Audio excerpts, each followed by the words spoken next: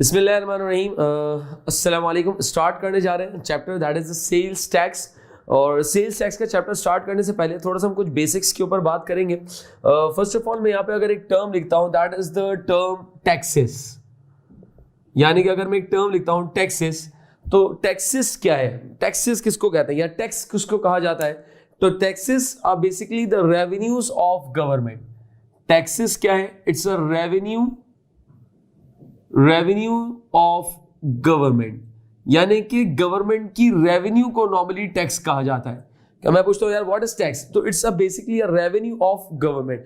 Government की normally कोई source of income या सोर्स ऑफ अर्निंग नहीं होती, यानी कि गवर्नमेंट कोई बिजनेस नॉर्मली नहीं कर रही होती, तो रेवेन्यू जो आपके पास गवर्नमेंट की है that is the major source, that is the taxes. और भी बहुत सारी आपके पास सोर्सेज हो सकती हैं, फॉर एग्जांपल फॉरेन एड्स वगैरह हैं, इसी तरीके से डिफरेंट आपके पास सोर्सेज हो सकती है, लेकिन जो मेजर सोर्स है दैट इज द टैक्सेस। अच्छा, जब मैं यहाँ पे बात करता हूं गवर्नमेंट की, तो मैं यहाँ पे गवर्नमेंट का वर्ड भी यूज कर सकता हूं, या मैं इसके अगेंस्ट में एक पैरेलल एक टर्म और यूज कर सकता हूं that is the tax authorities. यानी कि मैं ये भी कह सकता हूं कि taxes are the revenues of government, और we can say that the taxes are the revenues of tax authorities. क्योंकि नॉर्मली जो गवर्नमेंट होती है वो खुद से टैक्स के अंदर इन्वॉल्व नहीं होती, वो एक डिपार्टमेंट इसके लिए आइसोलेट कर देती है, एक डिपार्टमेंट इसके लिए बना देती है, उसको नॉर्मली टैक्स अथॉरिटीज कहा जाता है। जैसे कि पाकिस्तान के अंदर एक टैक्स डिपार्टमेंट है जिसको नॉर्मली FBR कहा जाता है, फेडरल बोर्ड ऑफ रेवेन्यू। तो ये क्या है? That is the tax authority of Pakistan. तो हर लेजिस्लेशन के अंदर कोई ना कोई एक टैक्स अथॉरिटी लाजमी होती है जो कि टैक्स के कलेक्शन और तमाम चीजों को लुक आफ्टर कर रही होती है। खैर, फिर टैक्सेस के बारे में हमने देखा कि taxes are the revenues of government. तो there are two main categories of taxes, that is number 1 the direct tax and number 2 is the indirect tax. यानी कि अगर मैं यहां पे टैक्सेस की टाइप्स देखूं तो there are two main types of taxes, direct and indirect tax. Sir दोनों में क्या फर्क है? डायरेक्ट टैक्स वो टैक्स है, tax directly paid to authorities. मैं गवर्नमेंट का वर्ड भी यूज कर सकता हूं, लेकिन मैं भी फिलहाल अथॉरिटीज का वर्ड यूज कर रहा हूं कि वो टैक्स जो अथॉरिटीज को डायरेक्टली पे किया जाए या गवर्नमेंट को डायरेक्टली पे किया जाए, that is known as what? Direct tax. Indirect tax क्या है? Tax indirectly paid to authorities, यानी कि टैक्स जाएगा तो अथॉरिटीज के पास ही, हम टैक्स सबमिट तो अथॉरिटीज के पास ही करेंगे, but in that case indirectly paid to authorities, indirectly जाएगा। सर ये कैसे हो सकता है? कोई एग्जांपल? अगर डायरेक्ट टैक्स की एग्जांपल ले, फॉर एग्जांपल कि अगर एक इंडिविजुअल है, एक रेजिडेंट है, उसकी एनुअल इनकम आ रही है फॉर एग्जांपल 12 लाख उसकी एनुअल इनकम है, that is the annual income of a resident और एन इंडिविजुअल, अ सिटीजन। उसकी एनुअल इनकम आ रही है 12 लाख। टैक्स डिपार्टमेंट लेट से कहता है कि आपने इसके ऊपर 10%, एग्जांपल दे रहा हूं, टैक्स रेट है दैट इज लेट से 10%, आपने इसके ऊपर जो है वो 10% आपने टैक्स देना है। तो एनुअल इनकम 12 लाख के ऊपर 10% टैक्स कैलकुलेट किया जाएगा and that will make around 1,20,000। तो ये 1,20,000 क्या है? सर ये इनकम के ऊपर टैक्स है, इसको नॉर्मली कहा जाता है इनकम टैक्स। इसको नॉर्मली कहा जाता है इनकम टैक्स। इनकम के ऊपर टैक्स है, इसको नॉर्मली कहा जाता है that is the income tax. अब वो जो इंडिविजुअल है, वो जो सिटीजन है, वो नॉर्मली करेगा क्या? ये इनकम टैक्स डायरेक्टली FBR यानी कि अथॉरिटीज को पे करेगा, सबमिट करेगा बैंक चालान के थ्रू। नॉर्मली ये टैक्स डायरेक्टली अथॉरिटीज को पे किया जाता है। इट मींस अ रेजिडेंट और the individual will directly pay that tax to the authorities। मैं डायरेक्टली पे करूंगा, इसीलिए इसको कहा जाता है डायरेक्ट टैक्स। तो डायरेक्ट टैक्स की एक एग्जांपल भी मिल गई, that is the income tax. So income tax is the example or the best example of a direct tax, the tax which is directly paid or submitted to the authorities। indirect tax की कोई example? yes sir, indirect tax की example है that is the sales tax। Sales tax को normally GST भी कहा जाता है, general sales tax, या नॉर्मली इसको वेट भी कहा जाता है। VAT stands for value added tax, value added tax, यानी कि इसको वेट भी कहा जाता है, that is value added tax. तो इट मींस कि GST कह लें, सेल्स टैक्स कह लें या वेट कह लें, बात एक ही है। सो ये आपके पास एक बेस्ट एग्जांपल है फॉर द इनडायरेक्ट टैक्स। कैसे? नॉर्मली सेल्स टैक्स, अभी इंशाल्लाह हम डिटेल्स में डिस्कस करेंगे, सेल्स टैक्स जो अप्लाई किया जाता है वो प्रोडक्ट्स पे किया जाता है, प्रोडक्ट्स के ऊपर नॉर्मली किया जाता है। फॉर एग्जांपल कोई भी कमोडिटी या प्रोडक्ट मैं अगर शॉपकीपर से या रिटेलर से परचेज कर रहा हूं, अब मैं कर क्या रहा हूं, उस रिटेलर को मैं उसकी टोटल प्राइस पे कर रहा हूं। For example a cold drink, अगर मैंने कोल्ड ड्रिंक परचेज की है and that is bought for around 50 rupees, so मैं 50 रुपीज जब पे कर रहा हूं उस रिटेलर को, डोंट फॉरगेट उस 50 रुपीज के अंदर सेल्स टैक्स भी शामिल है, उस 50 रुपीज के अंदर सेल्स टैक्स भी इंक्लूडेड है। I'm paying that amount of 50 rupees to that retailer, but remember in that 50 rupees there is a small amount of a sales tax. इसमें कोई ना कोई sales tax की amount भी शामिल है। अभी जो मैं sales tax की amount मेरे पास यहाँ पर included है, definitely ये tax मैंने किसको पे कर दिया, retailer को, but retailer that person is not the tax authority, that person does not belong to the FBR or the tax authorities, लेकिन मैंने ये tax पे किया किसको, retailer को, and then for the retailer will submit that tax to the authorities, so it means paid to authorities but not directly but indirectly.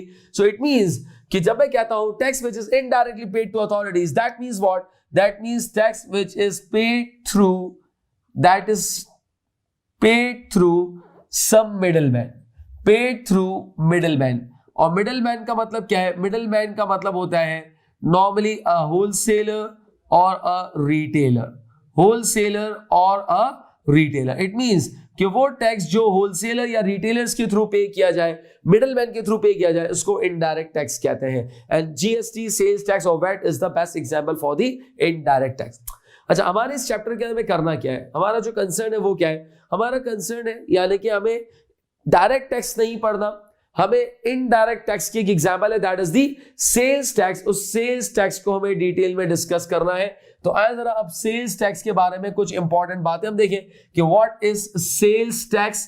और याद रहे यूके के अंदर नॉर्मली सेल्स टैक्स को वैट कहा जाता है, that is value added tax. So what is value added tax, इसकी अकाउंटिंग किस तरीके से होती है, किस तरीके से इसको रिकॉर्ड किया जाएगा, इसके क्या रूल्स एंड रेगुलेशंस है, वो सारी चीजें हम इसके अंदर अभी देखेंगे और डिस्कस करेंगे। चले, अच्छा कुछ रूल्स हैं सेल्स टैक्स से रिलेटेड, उसको हम यहाँ पे पहले देख लें कि सेल्स टैक्स से रिलेटेड रूल्स क्या है। Number one, rule number one, sales tax is applied on the product and services. याद रहे इनकम के ऊपर जो टैक्स लगता है that is known as income tax and that is the example of direct tax. Number one, product और services के ऊपर जो टैक्स लगेगा उसको नॉर्मली सेल्स कहेंगे। Percentage of sales tax, percentage of sales tax is applied on the selling price. हम जो percentage apply करेंगे वो प्रोडक्ट की कॉस्ट प्राइस पे नहीं करेंगे, वो प्रोडक्ट की प्रॉफिट के ऊपर नहीं, बल्कि प्रोडक्ट की सेलिंग प्राइस के ऊपर हम सेल्स टैक्स का रेट अप्लाई करेंगे। याद रहे एक प्रोडक्ट के अंदर नॉर्मली तीन चीजें होती हैं, selling price, cost price and profit. तो प्रोडक्ट की जो सेलिंग प्राइस है उसके ऊपर हमेशा सेल्स टैक्स का रेट अप्लाई किया जाएगा। Third, sales tax is the revenue of government, it's a revenue of government. याद रहे टैक्स चाहे कोई भी हो, sales tax it's a revenue of government. Burden of sales tax is borne by, यानी कि कौन इसको बेयर करेगा, फाइनल कंज्यूमर नॉर्मली। सर ये नॉर्मली के अंदर कुछ बात छुपी हुई है, हाँ आगे चल के इंशाल्लाह हम इसको डिस्कस करेंगे। तो बर्डन जो सेल्स टैक्स का जो बर्डन होता है नॉर्मली कौन बेयर करता है, who will bear the burden of the sales tax, that is the final consumer, जो प्रोडक्ट को कंज्यूम कर रहा है, जो परचेज कर रहा है, the end user, definitely that person will bear the burden of sales tax normally। इसके पीछे एक कहानी है वो आगे चल के इंशाल्लाह देखेंगे। Sales tax is the revenue of government, again ये पॉइंट रिपीट हो गया, यानी कि सेल्स टैक्स जो है वो रेवेन्यू है गवर्नमेंट की। अच्छा एक इंपॉर्टेंट बात, sales tax is neither the revenue nor the expense for the business. याद रहे being a businessman, being a wholesaler, being a retailer, मेरे लिए या ना तो रेवेन्यू है और ना ही ये एक्सपेंस है। तो सर हम इसको किस तरीके से अकाउंट फॉर करेंगे, यही हमें इस चैप्टर के अंदर सीखना है कि for a business sales tax किस तरीके से इसको अकाउंट फॉर किया जाता है या किस तरीके से नॉर्मली हम इसको रिकॉर्ड करते हैं। तो ये इसके अंदर हम सीखेंगे। अच्छा इन सारी बातों को थोड़ा सा समझने के लिए मुझे यहाँ पर एक छोटी सी एग्जांपल यहाँ पे लेनी पड़ेगी। उस छोटी सी एग्जांपल को हम यहाँ पे देख लेते हैं कि अगर लेट्स से मैं अगर प्रोडक्ट लाइफ साइकिल, प्रोडक्ट की एक लाइफ साइकिल अगर मैं देखूं तो नॉर्मली होता ये कि एक आपके पास लेट्स से मैन्युफैक्चरर है, मेरे पास एक लेट्स से एक मैन्युफैक्चरर है,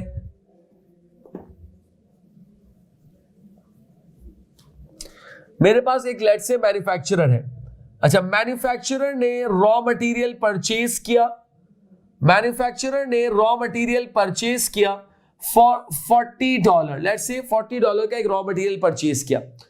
अब डेफिनेटली जिस भी सप्लायर से इसने रॉ मटेरियल परचेज किया होगा तो definitely he must have paid some sales tax on that amount. तो उसने यहाँ पे लेट्स से एक सेल्स टैक्स है, उस इकोनॉमी का सेल्स टैक्स रेट है दैट इज 15%। 15% इसका सेल्स टैक्स रेट है। तो $40 का रॉ मटेरियल परचेज किया है जिसकी प्राइस $40 थी और 15% अगर सेल्स टैक्स दिया है तो उसका मतलब ये कि $40 multiply by 15%, this will make $6। $6 की उसने यहां पर जो है वो टैक्स की अमाउंट पे की। That means manufacturer bought that material for $46। $46 का उसने रॉ मटेरियल परचेज किया। अच्छा, फॉर द टाइमिंग मैंने यहाँ पे जो रूल्स लिखवाए हुए उससे थोड़ा सा कॉन्ट्राडिक्ट कर रहा है। अभी हमने क्या देखा था कि sales tax is neither the revenue nor the expense for the business, यानी कि बिजनेस का एक्सपेंस नहीं है। दूसरी बात जो हमने देखी थी कि सेल्स टैक्स का बर्डन या से the burden of sales tax is borne by final consumer. लेकिन सर बाजाहिर यहां पे ऐसा लग रहा है कि manufacturer paid that amount of tax, manufacturer ने अमाउंट पे किया है। चले आज जरा इस प्रोसेस को आगे रन करते हैं। डेफिनेटली मैन्युफैक्चरर उसको अपने पास रखेगा नहीं and then it is gonna to sell it out, और सेल आउट कर रहा है, सेलिंग प्राइस डिसाइड की है $200, और जब सेल्स कर रहा होगा तो definitely at the time of sales tax will be calculated, and we know that sales tax rate is applied on the selling price, so it means 15% on 200, that will make $30. It means manufacturer $200 का ही product है, $30 का tax लगाएगा and then is gonna to sell it out for $230. $230 का ये product उसने यहाँ पे cell out कर दिया to the next supplier or the next middleman, and that is obviously the wholesaler, यानी कि मैन्युफैक्चरर ने होलसेलर से गुड्स परचेज किए। अब क्या कह रहा है होलसेलर? होलसेलर कह रहा है कि I bought that good which had a selling price of 200 but I paid the amount of tax 30, that means wholesaler paid total amount of $230। Again इस स्टेज पे ऐसा लग रहा है कि बर्डन होलसेलर के ऊपर चला गया कि होलसेलर ने $200 के गुड्स परचेज किए, for that he paid amount of $30। अच्छा आगे चलते हैं जरा, और डेफिनेटली होलसेलर इस प्रोडक्ट को आगे सेल आउट करेगा, सेल कर रहा है, और जब सेल की तो let's say $320 is the selling price. $320 is the selling price, और $320 सेलिंग प्राइस के ऊपर उसने 15% अगेन सेल्स टैक्स लगाया 48, it means he sold that inventory for $368। Wholesaler ने ये गुड सेल आउट कर दिए किसको? To the next middleman, and that is obviously retailer. अच्छा अब रिटेलर के पास अगर हम देखें तो रिटेलर बॉट दैट गुड और परचेज दैट गुड, उसने परचेज किए, और डेफिनेटली रिटेलर ये कहेगा कि the goods had a selling price of $320, I paid the amount of sales tax 48 and total amount paid by the retailer was 368। Again it seems the burden of tax is shifted on the retailer. कैसा लग रहा है कि retailer के ऊपर burden shift हो गया, but it's not the case. Let's sell it out, और हम यहाँ पे अब सेल आउट करते हैं जरा, और सेल आउट करते हैं। लेट्स से कि आपके पास यहाँ पर सेलिंग प्राइस डिसाइड की रिटेलर ने, दैट इज $480। $480 के ऊपर 15% लगाया, that is 72, and this will make 552, और it means the retailer sold that goods for 552, and definitely retailer will be selling that product to the final consumer. Final consumer क्या कह रहा है कि $480 was the selling price, I paid 72 as a sales tax, and total amount paid by the final consumer was 552. So that was the product cycle, that was the whole journey। यानी कि अगर हम देखें तो पूरी जर्नी इस तरीके से गुजरी कि डिफरेंट स्टेजेस के ऊपर सेल्स हुई, और जब भी सेल्स हुई तो नॉर्मली सेल्स टैक्स कैलकुलेट किया गया।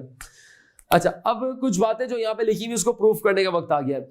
क्या कह रहे हैं इसके अंदर कि आपके पास जो टैक्स है उसका बर्डन जाएगा फाइनल कंज्यूमर का, बिजनेस के लिए ना तो रेवेन्यू है और ना ही expense. Let's try to prove it out.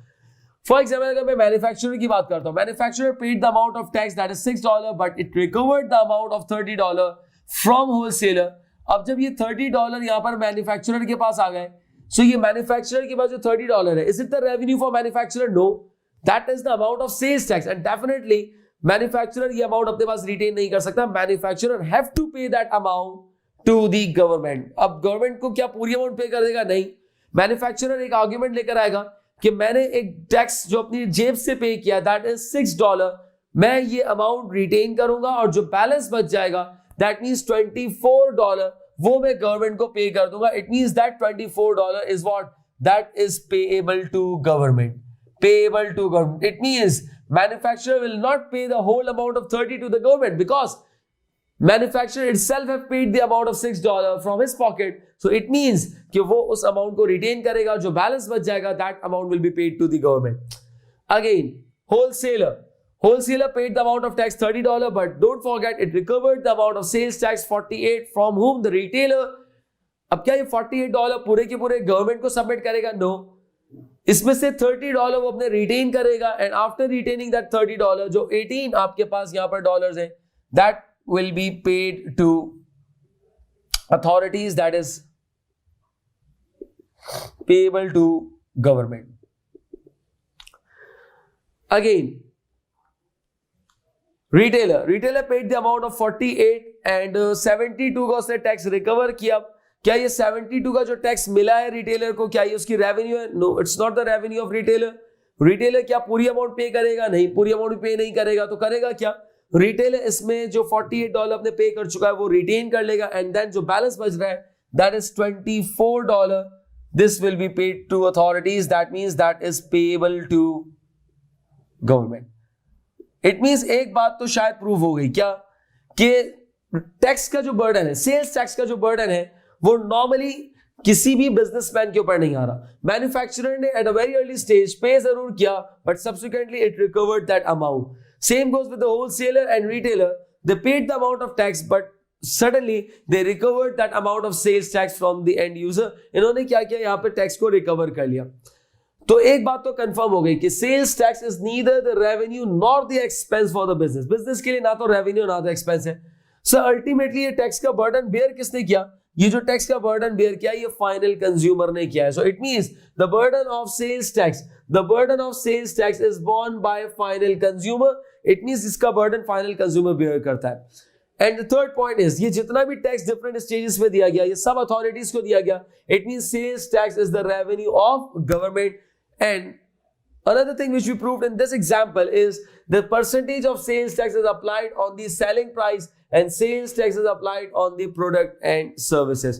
So इस example के थ्रू हमने कुछ बातों को यहाँ पे demonstrate किया, highlight किया कि sales tax किसकी revenue है, किसका expense है और नॉर्मली इसका कौन बर्डन बेयर करेगा. तो ये सारी बातें हमने यहाँ पर इस एग्जाम्पल के अंदर डिस्कस की.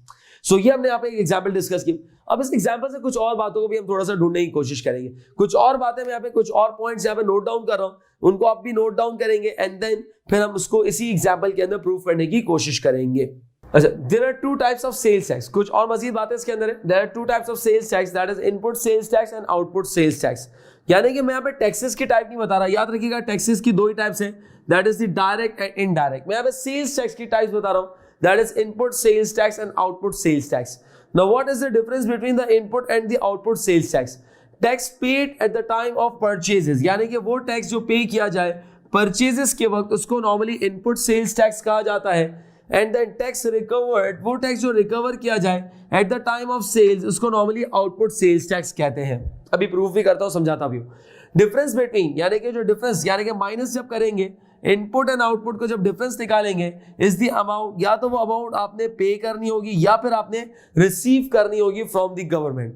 सर कैसे पता चलेगा पे करनी है रिसीव करनी है? If output tax is greater, अगर आउटपुट टैक्स ज्यादा है किससे? इनपुट टैक्स से, the difference is payable to government. It means वो डिफरेंस आपने पे करना है गवर्नमेंट को. बट इफ इनपुट टैक्स, अगर इनपुट टैक्स ग्रेटर हो जाए किससे? आउटपुट टैक्स से, that means the difference is receivable from government. ये डिफरेंस जो है आपने गवर्नमेंट से रिसीव करना है. So these are the rules. और आए जरा इसको प्रूव करने की कोशिश भी करें कि किस तरीके से ये पॉसिबल है और ये सारी बातें क्या है. तो आए जरा देखते हैं इसके अंदर. मैं इसी एग्जाम्पल को आगे कंटिन्यू कर रहा हूं. क्या कह रहा है इसके अंदर? There are two types of sales tax, input and the output. Tax paid at the time of purchases, purchases के वक्त जो टैक्स पे किया जाता है इसको नॉर्मली हम कहते हैं इनपुट सेल्स टैक्स. क्या कहते हैं इसको? Input sales tax. Tax recovered at the time of sales, sales के वक्त जो टैक्स रिकवर किया जाता है इसको नॉर्मली हम कहते हैं आउटपुट सेल्स टैक्स.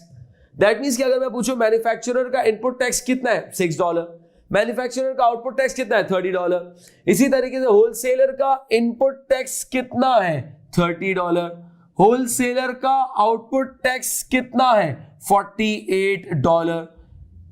रिटेलर का इनपुट टैक्स यानी कि परचेज करते वक्त कितना टैक्स पे किया, $48 इनपुट टैक्स। रिटेलर का सेल्स करते वक्त कितना टैक्स रिकवर किया, that is output tax. So it means tax paid at the time of purchase is called input tax, tax recovered at the time of sale is called output tax. तो मुझे यहां पर सबकी accounting नहीं करनी, मुझे या तो रिटेलर की करनी है या होलसेलर की करनी है या फिर मैन्युफैक्चरर की करनी है। लेट्स से अगर मैं रिटेलर की अकाउंटिंग कर रहा हूं, सो मैं पूछता हूं कि रिटेलर का इनपुट टैक्स कितना है, $48।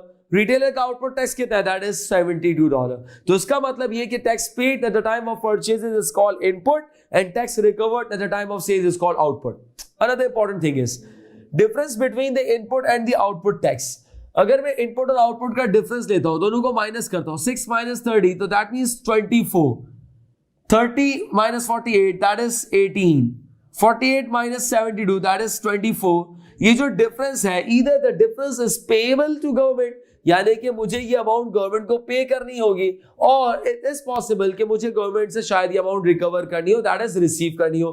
रिसीव कैसे हो सकता है अभी देखेंगे। सर पेबल होगा तो कैसे पता चलेगा, तो क्या कह रहा है इसके अंदर, if output is greater than input, अगर आउटपुट टैक्स ज्यादा है किससे, इनपुट टैक्स से, it means the difference is payable to government. इधर देखिएगा, output tax $30, input tax 6, output है ग्रेटर, इनपुट कम है, it means the difference is what, payable to government. Output 48, input 30, output greater है इनपुट से, output greater है input से, it means the difference is payable. 72 48, 72 is the output, 48 is the input. Output is greater than input, the difference is what, payable to government. Sir क्या receivable भी हो सकता है, हाँ बिल्कुल। एग्जाम्पल दीजिए ना, हाँ तो लीजिए ना, कौन मना कर रहा है। फॉर एग्जाम्पल कि मेरे पास एक प्रोडक्ट है और मैंने उसको परचेज करते वक्त उस प्रोडक्ट के ऊपर मैंने $60 का टैक्स दिया। अब मुझे बताया कि परचेज करते वक्त अगर $60 का टैक्स दिया है तो ये कौन सा टैक्स कहलाएगा, इनपुट टैक्स। मैंने जब ये प्रोडक्ट सेल आउट किया, इट वाज डिफेक्टिव था, तो मैं वो उसकी नॉर्मल सेलिंग प्राइस चार्ज ना कर सका, तो उसके बदले में जब मैंने इसको सेल किया तो जो टैक्स मैंने रिकवर किया दैट वाज 48। कितना टैक्स रिकवर किया, 48, क्योंकि याद रखिएगा सेल्स टैक्स का लिंक्ड है सेलिंग प्राइस से।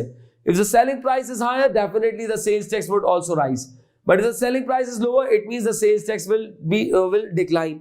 अभी यहाँ पे मेरे पास एक प्रोडक्ट है जो डिफेक्टिव हो गया, उसकी सेलिंग प्राइस रिड्यूस हो गई, जिसकी वजह से मुझे जो टैक्स रिकवर हुआ दैट वाज 48। इट मींस ये कौन सा टैक्स है, that is output tax. Input tax is greater then output tax, the difference is, यानी कि जो $12 का डिफरेंस आ रहा है ये क्या है, it's not payable, now it is receivable from government. Receivable from government क्यों, मैंने अपनी जेब से टैक्स कितना पे कर दिया, $60 और रिकवर कितना, 48, तो क्या $12 का टैक्स का बर्डन मैं बेयर करूंगा, नहीं। Remember the burden of sales tax is borne by the final consumer, मैं उसका बर्डन बेयर नहीं करूंगा। Sales tax is neither the revenue nor the expense for the business, so it means ये मेरा expense नहीं है। Definitely I am going to claim that amount from the government, that is known as what, receivable from government। तो मैं ये amount government से receive करूंगा। The point is कि क्या गवर्नमेंट मुझे अमाउंट पे करेगी, गवर्नमेंट नॉर्मली आपको ये रिबेट कहलाता है। रिबेट जो है वो कैश की फॉर्म में नहीं देती, it is obviously adjusted in the subsequent bills, कि कभी ना कभी आपको कोई पेबल आ रहा होगा एंड देन आप उस पेबल के अमाउंट को एडजस्ट कर देंगे। सो इट मींस ये आप क्लेम कर सकते हैं या आप उसको रिकवर कर सकते हैं। So that was the input and the output sales tax, जिसके बारे में हमने पूरी डिस्कशन यहां पर की। सर अब करना क्या होगा, इससे रिलेटेड क्या चीजें करनी होगी उसको हम देखेंगे, लेकिन before moving to the practice questions, एक और बात जो मैं यहां पे समझाना चाह रहा हूं कि ये जो मेरे पास सेकंड कॉलम है ये तो सेल्स टैक्स का कॉलम है, जिसमें हमने टैक्स रेट ये अप्लाई किए हुए। ये जो पहला कॉलम है that is the selling price, third column that is also the selling price. क्या मतलब, 200 का बेच रहा हूं, 230 का बेचा, 320 का बेचूंगा, 368 का बेचा, 320 का बेचूंगा, 368 का बेचा। सो इट मींस ये मेरे पास क्या, सॉरी 480 का बेचूंगा, 552 का बेचा। तो इसका मतलब ये फर्स्ट एंड थर्ड कॉलम क्या, these are the selling prices. क्या इनमें कोई चेंज है, यस सर। ये जो सेलिंग प्राइस है that is NSP, net selling price, and that is the GSP, that is gross price. It means product की जो प्राइस आएगी तो उसके अंदर दो वैल्यूज हो सकती है, एक ग्रॉस प्राइस और एक नेट प्राइस। अगर मैं बात करता हूं नेट प्राइस की, तो नेट प्राइस का मतलब क्या है, नेट प्राइस का मतलब है exclusive of sales tax, exclusive of sales tax. जबकि ग्रॉस प्राइस का मतलब क्या है, that is inclusive of sales tax. What does it mean कि नेट प्राइस का मतलब है कि इसके अंदर सेल्स टैक्स शामिल नहीं है, जबकि ग्रॉस प्राइस का मतलब क्या है कि इसके अंदर ऑलरेडी सेल्स टैक्स इंक्लूडेड है। मैं अगर कहता हूं 50,000 is the gross price, what does it mean कि ये वो प्राइस है जिसमें सेल्स टैक्स का अमाउंट ऑलरेडी इंक्लूडेड है। मैं कह रहा हूं 20,000 net price, what does it mean कि इसमें भी सेल्स टैक्स की वैल्यू शामिल नहीं है, फर्दर आपने सेल्स टैक्स को एड ऑन करना पड़ेगा। So there are normally two prices, that is the net price and the gross price. चलिए अब इंशाल्लाह नेक्स्ट इसके अंदर हम देखेंगे ये कि किस तरीके से क्वेश्चंस एग्जामिनर पूछ सकता है और किस तरीके से मुझे इन वैल्यूज को कैलकुलेट करना है। चलिए अब थोड़ा सा इसके प्रैक्टिस क्वेश्चन करते हैं। पहले कुछ बेसिक क्वेश्चन करेंगे एंड देन फिर इंशाल्लाह हम एग्जामिनर रिक्वायरमेंट्स की तरफ जाएंगे।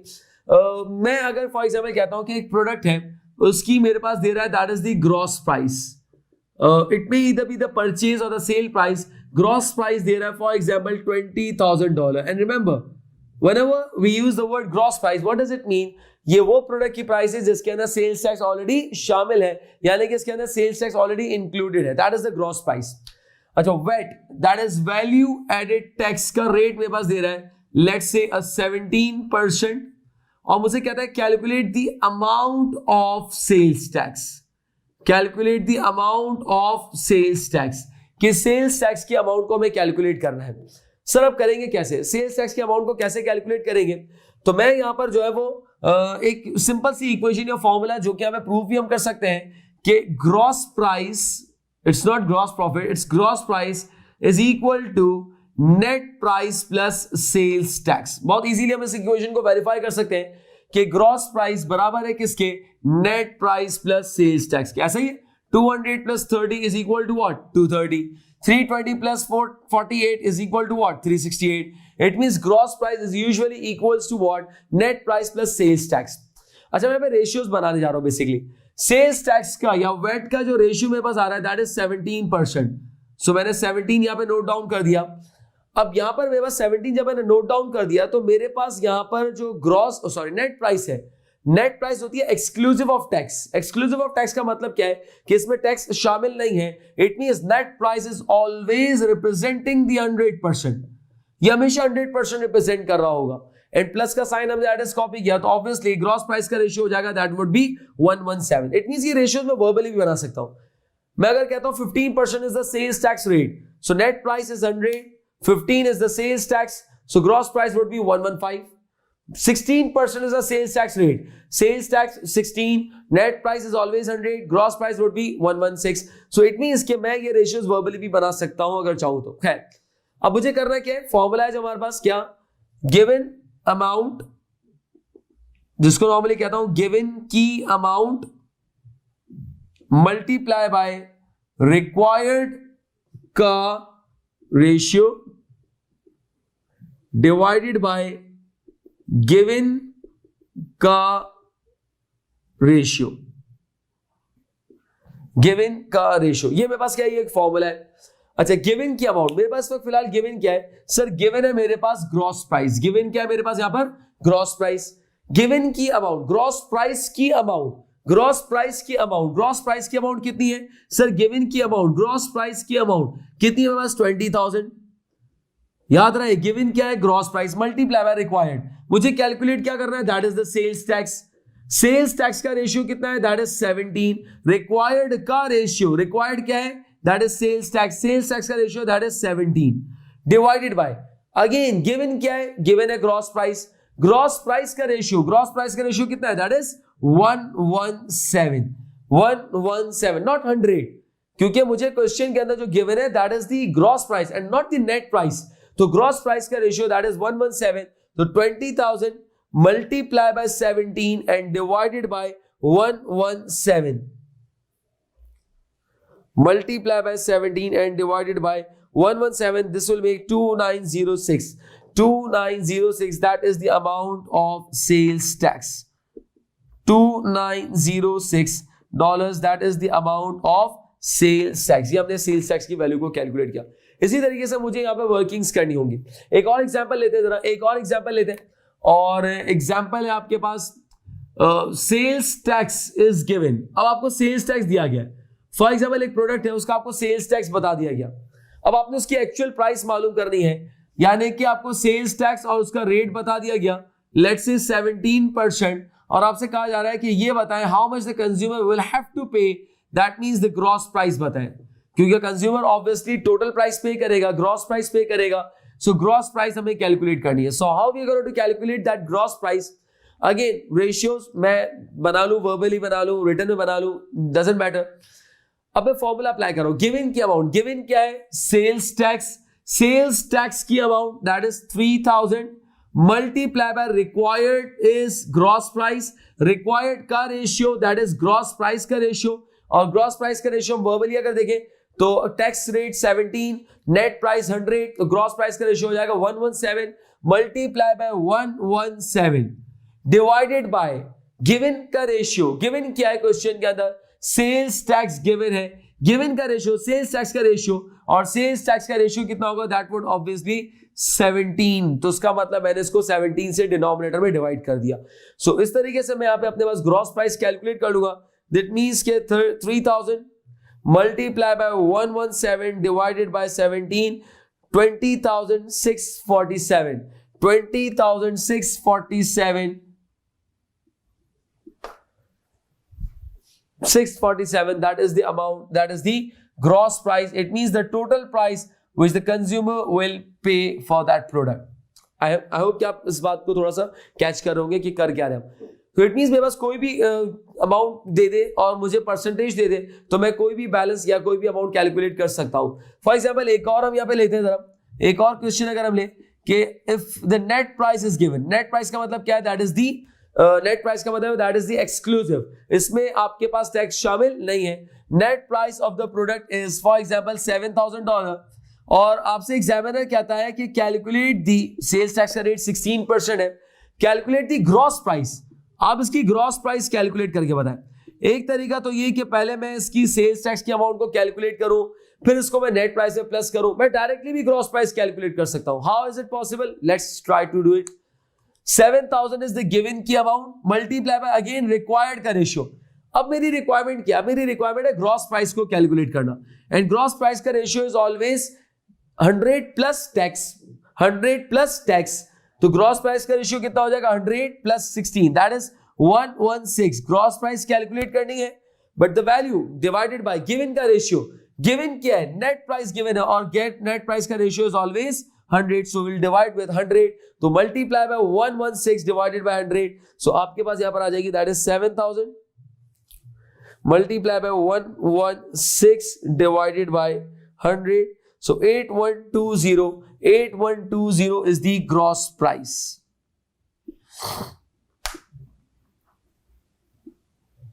8120 is the gross price. हाँ डेफिनेटली मैं चाहता तो सेल्स टैक्स कैलकुलेट करके नेट प्राइस में भी ऐड कर सकता था, लेकिन मुझे यहाँ पे जो है ये टेक्निक आनी चाहिए कि किस तरीके से हम डायरेक्टली वैल्यूज को कैलकुलेट कर सकते हैं. सो इस तरीके से हमने यहाँ पे कैलकुलेट किया. कुछ प्रैक्टिस क्वेश्चंस मैं स्क्रीन पे डेफिनेटली आपको दूंगा.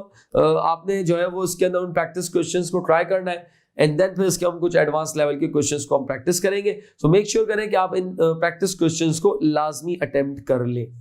चले अब आते हैं जरा कुछ एग्जामिनर्स पॉइंट ऑफ व्यू से कि एग्जामिनर क्वेश्चन किस तरीके से पूछेगा. एग्जामिनर नॉर्मली करेगा क्या?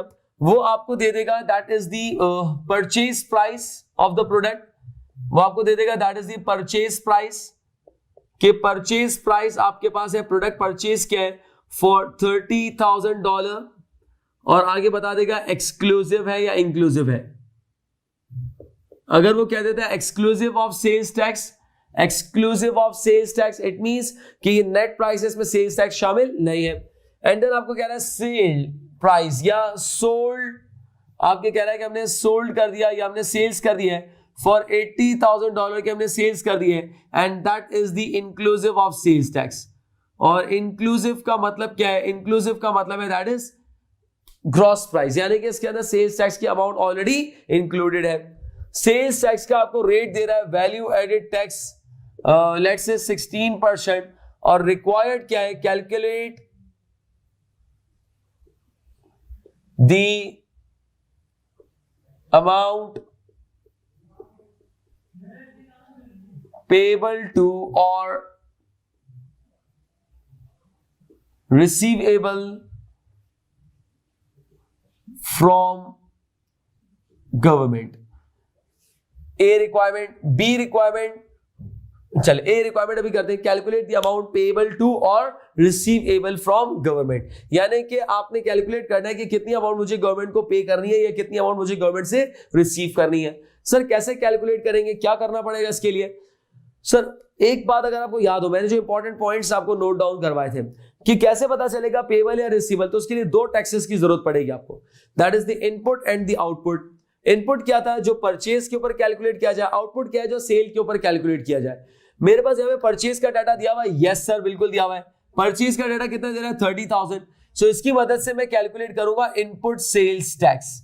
इनपुट सेल्स टैक्स कैलकुलेट करेंगे, और इनपुट सेल्स टैक्स कैलकुलेट करने का फॉर्मूला क्या होगा, जैसे हमने पहले यहाँ पे कैलकुलेट किया उसी तरीके से, कि मुझे इनपुट सेल्स टैक्स अगर कैलकुलेट करना है तो मुझे इसके लिए चाहिए परचेज का डाटा। परचेज का डाटा मेरे पास दे रहा है, दैट इज 30,000। अब ये जो मुझे गिवन है ये क्या है sir, purchase price. Purchase price तो है, ये ग्रॉस है या नेट है, तो सर ये नेट प्राइस दे रहा है। एक्सक्लूसिव का मतलब क्या है, that is the net price.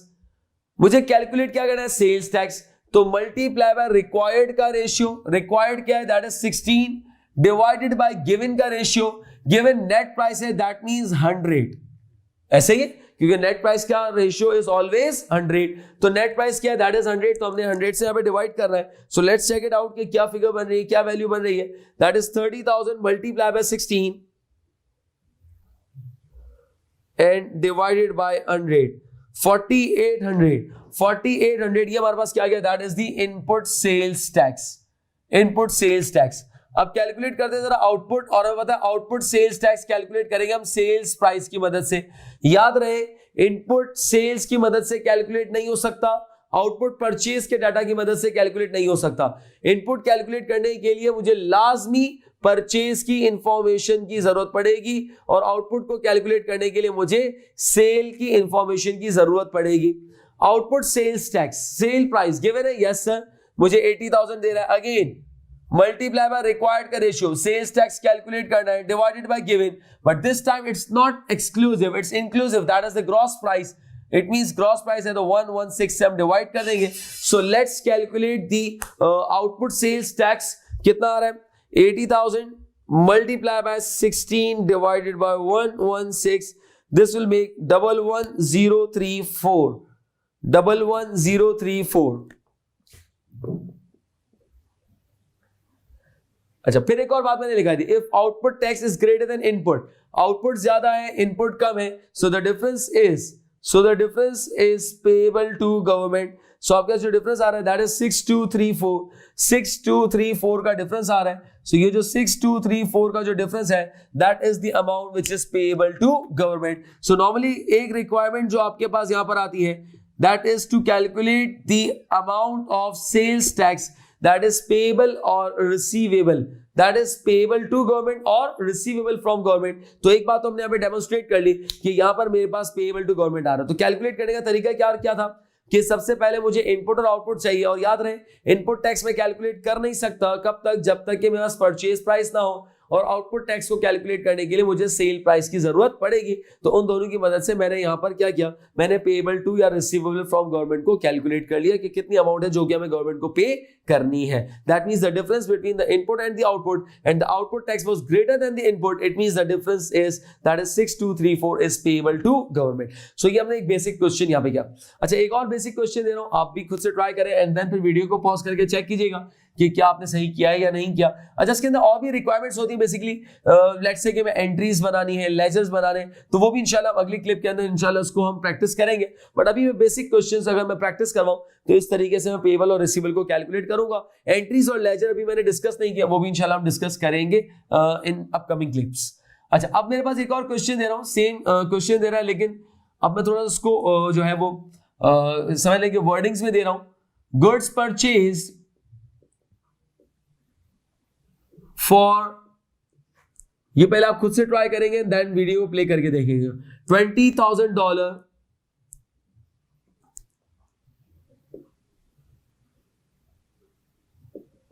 inclusive of sales tax and sold at a price of $55,000, that is net price. Sales tax rate is 15%. Required, calculate the amount payable or receivable. चल पहले आप लोग खुद से ट्राई करें and then video को play करके आप चेक करें कि मैंने सही किया या नहीं किया. आपने तो इंशाल्लाह सही किया होगा. चलिए आगे जरा देखते हैं. अच्छा, इनपुट टैक्स और आउटपुट टैक्स अगेन कैलकुलेट करना है. इनपुट टैक्स को कैलकुलेट करने के लिए we need a purchase data. अच्छा, अब परचेज के लिए बस कह रहा है 20,000 के गुड्स परचेज किए, but that is inclusive. Inclusive का मतलब है ग्रॉस प्राइस दे रहा है, तो 20,000 is the gross price multiply by required that is 15 divided by given gross price दी हुई है, तो ग्रॉस प्राइस का रेशियो होगा दैट इज 115. आउटपुट टैक्स को कैलकुलेट करते हैं, वैल्यूज अभी हम लिख लेंगे. आउटपुट टैक्स को कैलकुलेट करते हैं. आउटपुट टैक्स के लिए सेल्स का डाटा चाहिए. सेल्स मेरे पास दिया हुआ है that is sold at a price of 55,000 but that is the net price. तो 55,000 multiply by sales tax rate that is 15 divided by net price है, तो 100 से हमने इसको यहां पर डिवाइड कर दिया. सो let's calculate the input tax. के इनपुट टैक्स कितना आ रहा है मेरे पास 20,000 मल्टीप्लाई बाय 15 डिवाइडेड बाय 115 2608 या 2609 भी कर सकते हैं. 2609. चल इसी तरीके से 55,000 multiply bye 15 and divided by 100 8250. और डिफरेंस अगर हम कैलकुलेट करें 8250 minus 2609 and again output is greater than input, so it means the difference is what? Payable to government. Payable to government. तो 5641 आपके पास क्या that is the payable to government. तो पहले स्ट्रेटेजी में आपको ये आना चाहिए कि सेल्स टैक्स कैसे कैलकुलेट करते हैं, ग्रॉस प्राइस नेट प्राइस कैसे कैलकुलेट किया जाता है, एंड देन फिर हमने ये सीखा कि पेएबल एंड रिसीवेबल के अमाउंट को कैलकुलेट करने के लिए इनपुट और आउटपुट टैक्स को हम किस तरीके से कैलकुलेट करेंगे. याद रहे it's not the only requirement, इसके अंदर एंट्रीज भी पूछी जाती हैं और नॉर्मली लेजर्स के ऊपर भी थोड़ी सी वर्किंग करनी पड़ेगी. तो इंशाल्लाह नेक्स्ट क्लिप के अंदर उसकी हम वर्किंग करेंगे. Thank you so much.